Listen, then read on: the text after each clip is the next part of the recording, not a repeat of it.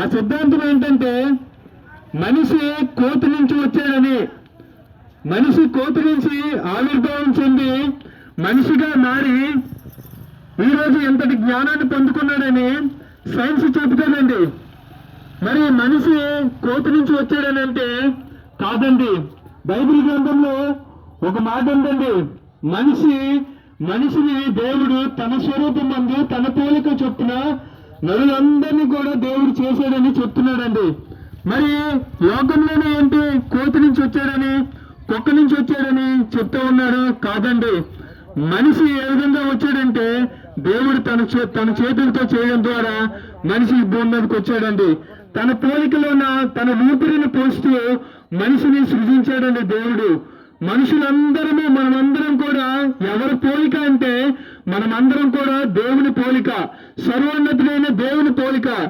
ఏ విధంగా చెప్పగలమంటే కుక్కలకి ఆ యొక్క ప్రేమ ఉండదు, జంతువులకు ప్రేమ ఉండదు, ఆనందం ఉండదు, ఆ యొక్క సంతోషం ఉండదు, కోపం అంటూ ఉండదు. కానీ మనందరి కూడా మనుషులందరమైన మనందరూ కూడా ప్రేమ, సంతోషము, ఎదుటివారి పట్ల జాలి, దయ, జ్ఞానం అనే ఉన్నతమైన భావాలు, ఉన్నతమైన ఆలోచనలు మనందరికీ ఉంటాయండి. ఎక్కడి నుంచి ఆలోచనలు వచ్చాయంటే దేవుడి నుంచి వచ్చాయండి. మనం ఆలోచన చేస్తే సూర్యుడిని మనం చూడలేము.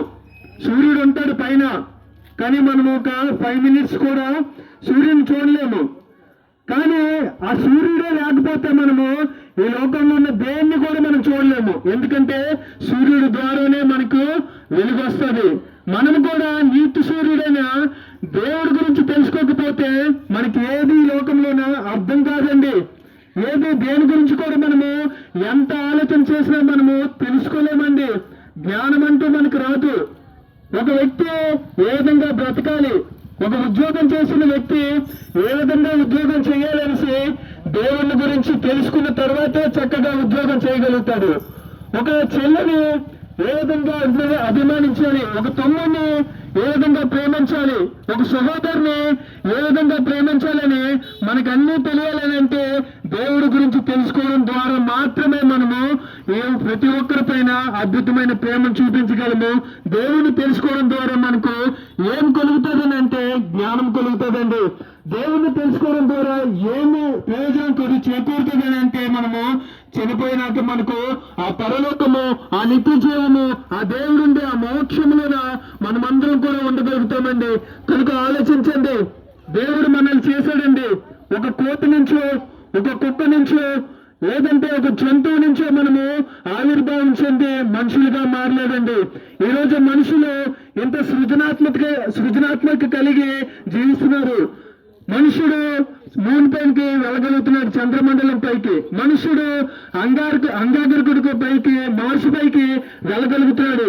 మనము ఎంత జ్ఞానం పొందుకున్నామంటే మనం ఒక కోతి నుంచి రావడం వల్ల కాదండి.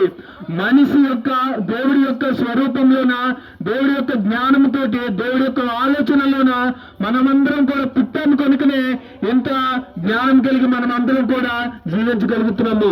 కనుక ఆలోచించండి, ఎంతగా మనము జ్ఞానం కలిగి జీవించగలుగుతున్నామంటే దేవుని తెలుసుకోవడం ద్వారానే.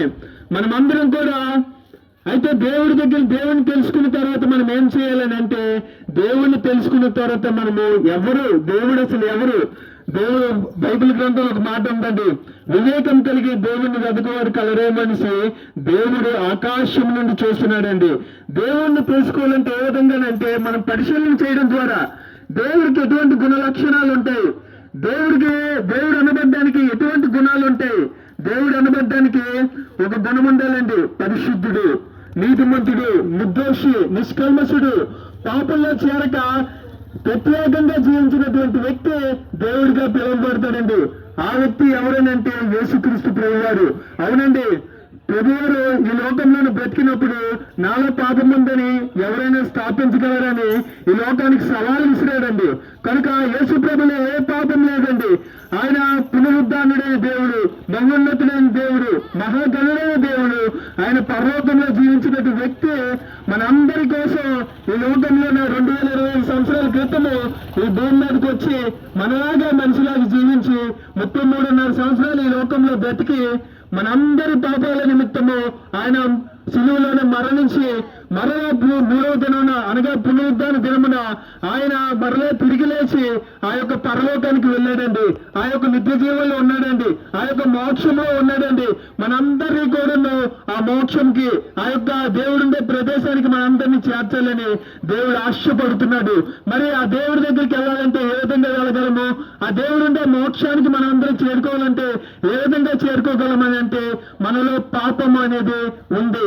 పాపం అంటే వ్యభిచారం మాత్రమే కాదు, పాపం అంటే దొంగతనం మాత్రమే కాదు, పాపం అంటే ఈ లోకంలో నా ప్రభుత్వాలు పరిగణలోకి తీసుకునే పాపాలు మాత్రమే కాదు. దేవుడు చెప్తున్న పాపాలు ఏమిటనంటే మోసము, అబద్ధము, బూతులాడ్డము, ఎదుటివారి పట్ల అసూయ కలిగి ఉండడము, ఇవన్నీ కూడా పాపాలనేసి బైబిల్ గ్రంథము ప్రభువైన యేసుక్రీస్తు ప్రభువు చెప్తున్నారు. కనుక వీటిలో ఉన్న ప్రతిదీ కూడా మన జీవితంలో అసూయ, అబద్ధాలాడ్డం, బూతులాడ్డం ఇవన్నీ కూడా మనం చేసి ఉన్నాం. వీటికి క్షమాపణ పొందుకోకుంటే మనం మరణించినట్లయితే ఖచ్చితంగా నరకానికి వెళ్ళిపోతాం. వీటి నుంచి మనం క్షమాపణ పొందుకోవాలంటే ఏ విధంగా అంటే పరిశుద్ధుడు, నీతిమంతుడు, నిర్దోషి, నిష్కల్మషుడైన యేసు రక్తంలో మనం అందరం కడగబెడితే రక్షణను పొందుకుంటే, నమ్మి బాప్తిసం పొందుకొని ప్రభువైన యేసుక్రీస్తుని మనం వెంబడించినట్లయితే మన పాపాలు క్షమింపబడతాయి. చనిపోయిన తర్వాత మనం అందరం కూడా ఆ యొక్క నిత్య జీవనంలోన, ఆ పరలోకంలోన, దేవుడుండే ఆ ప్రదేశంలోన మనమందరం కూడా ఉండగలుగుతాము. చనిపోయిన తర్వాత ఏమవుతుందో